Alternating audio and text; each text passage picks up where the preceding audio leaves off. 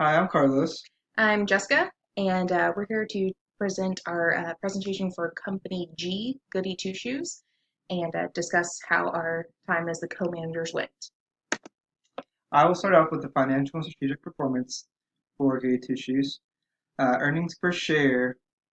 We had a little dip in year 11, but then after that, gradually increased all the way through year 18, beating our expectation in year 15 and in year 18. Net revenues greatly increased as the years went by as well. We had a little dip in year 17 due to a private label being outbid in one geographic region. Our return on equity, we were doing well in the first few years up until year 15 or year 16, and we hit a low point in year 16 and 17. We gradually came up in year 18. Stock price, it increased as well after a little mishap in year 11. It beat investor expectation in year 15 and year 18. We'll skip on to the next slide. Image rating, we had very good year after year 11. We did well, and then we had a little hiccup in year 14 when we didn't have as much production as we should have, and then we beat investor expectation every year after that. Our global unit sales, bulk of our sales, of course, was wholesale sales. In the last 4 years, our private label increased, and that's where we saw a bulk of our increased revenue come from. Our global market share, we were pretty high in years 12 and 13 and 15 and 16 after that mishap in year 14 with the decrease in production. And then year 17 and year 18, we had greater competition, so we didn't get as much market share as we did previously. On credit rating, we always paid our debt and we never took out any additional that we didn't need to. So we beat investor expectation almost every year except for year 11. And so we ended pretty strong with year 18. So now I want to switch gears and talk about our strategy for all of this, starting with our vision. Our vision statement that we created for our 3-year strategic plan was that we intend to provide our customers with the best quality and comfort a shoe can offer while remaining affordable to a variety of customers. To do this, we have a dedication to social responsibility, employees, and our customers, and a commitment to build shareholder value. And we came up with this vision.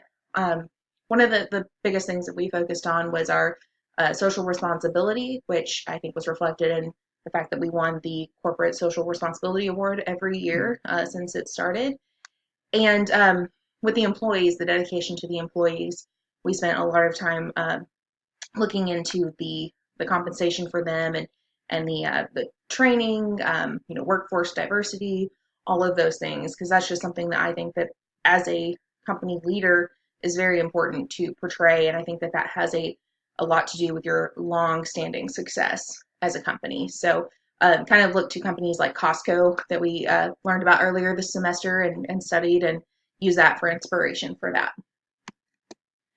And then in looking at future performance targets and what we see as projections if we were to continue the simulation, for year 19, we kind of looked at where we ended things with this last year with the earnings per share and gave a reasonable projection there based on how that had been increasing steadily. So we looked at year 19 for being around 5 and then increasing slightly, but not too much. We didn't want to project it too high and not be able to reach that. The return of equity, we again kind of struggled there each year. So I didn't want to put an unrealistic expectation when we knew we'd been struggling there. So we tried to set it for an attainable goal and then something to work toward to get up to that investor expectation. Credit rating and image rating, I didn't see any reason why those would dip below what we had been doing consistently throughout the simulation game. And then kind of same thing for global market share and stock price, just steady increases based on the trend that we've been seeing in our increases throughout our years. Okay, I'll start off with our competitive strategy for the branded footwear. We will kind of want to stick with an average SQ rating across all regions, and then with an average price point for the internet and wholesale. We ended up adjusting it here depending on how other companies priced their shoes and how their SQ rating stood up against ours. So that was kind of an up and down depending on how the other companies did. We did increase our advertising significantly from year 15 to year 16. We increased it for Europe, Africa, and for North America. We increased it up to $12,000 from 9,200. And then for Latin America and for Asia Pacific, we increased it up to 9,000 per year. So we thought that would help us bring in more business and be able to sell more shoes. Um, we were thinking about going with a higher SQ rating with a lower cost to the customer so that they could have value in the shoe. They thought they were getting a good value because they had a high quality shoe, but they weren't paying so much for their shoe. In year 14, we actually lowered the material cost and increased the TQM Six Sigma.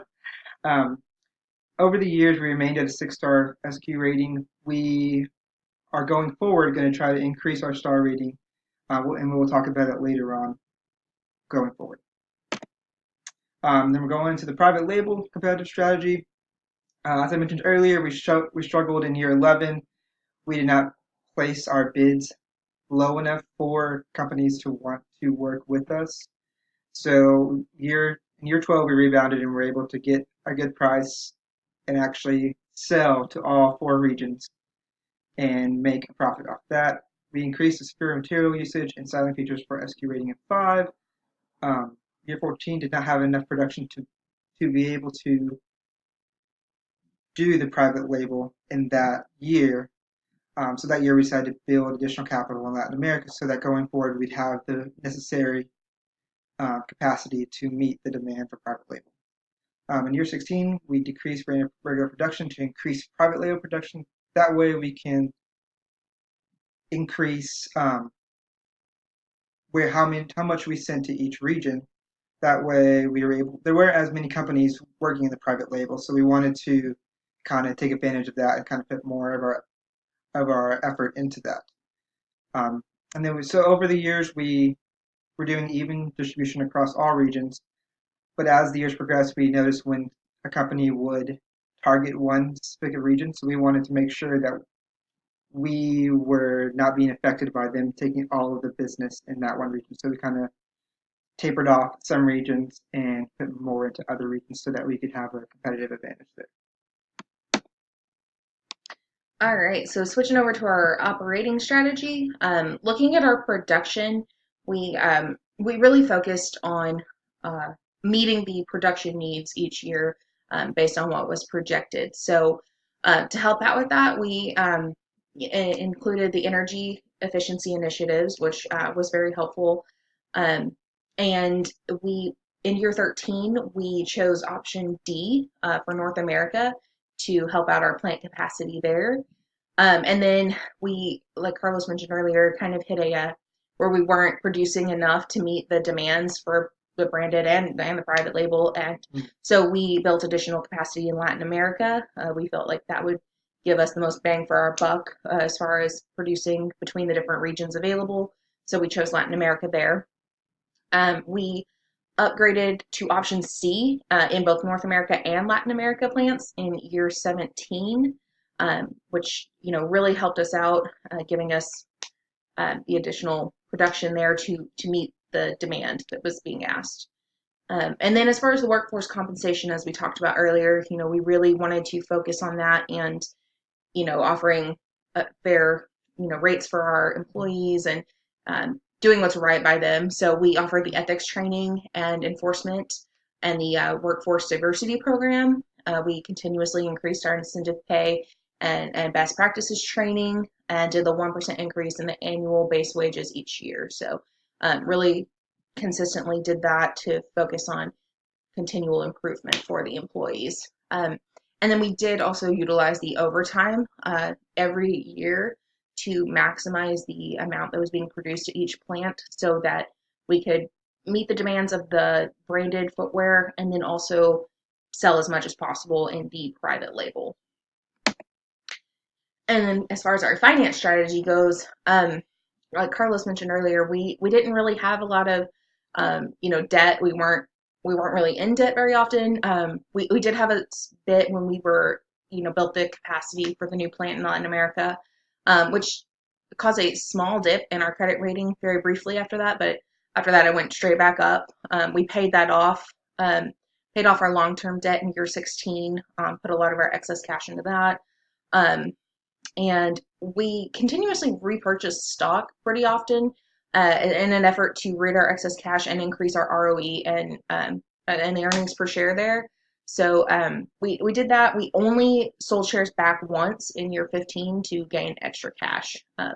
After that, uh, the dip from the capacity that we built. And then as far as our 2 year strategy goes, trying to look at where we go moving forward with the given projections, we said we'd be at the 5 and the 5.25 there, and that dividends would be increased to at least $1 per share, if not more, depending on how we did. So that's something that moving forward we would look into a little bit more, is that dividend issue. And we would just continue our strategy of issuing and repurchasing the stock as needed to help out with our earnings per share and return of equity rating. Okay, I'll go ahead and talk about our industry competition now. For our branded footwear, our direct competitors probably would be Diane Athletic Footwear and Cool Runnings. Diane Athletic Footwear came up in the last few years, and they actually surpassed us. So we'd want to see what we could do there to try to gain some of that ground back. We'd want to increase our SQ rating to become more competitive, um, and have a competitive price point across all segments, so that we can try to gain some more of that market share back. We want to maintain our high marketing focus to ensure that we are in the stores and utilizing as much of the outlets as we can. Pursue celebrity endorsements stronger. In the private label, we saw Best Trends and our RUC as our biggest competitors. The only thing there we could really do is increase our production capacity so that we keep up with the private label production, and kind of focus on each region differently.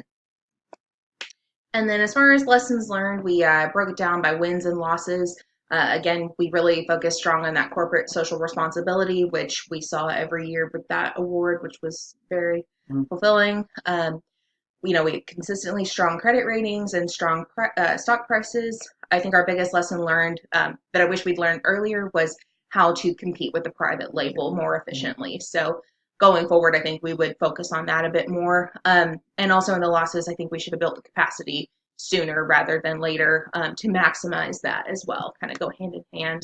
And just, I mean, it's hard to do, but just being better at reading what your competitors are going to Yeah. do, and how things are going to lay out. And then I think we would also try to focus on a more concrete and direct strategy to differentiate ourselves from the competition. Yes. So that's how we would go forward. And we think we've Yeah. learned a lot. So Yeah, definitely. yeah, it's been a great semester, and thank you very much. Thank you.